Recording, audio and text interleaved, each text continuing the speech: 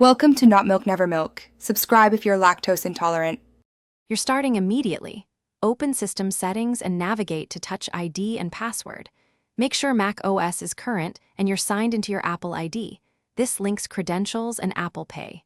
Clean and dry the sensor so scans aren't distorted. Click Add Fingerprint. This begins enrollment using the power button sensor on Macbook Air. Follow the on-screen prompt to rest your finger lightly.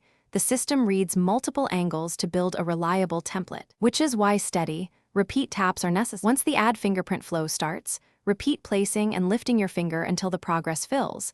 This captures the center and edges for consistent recognition. Make small changes in angle and placement so the system records varied contact points. This prevents misses later when you hold the laptop differently.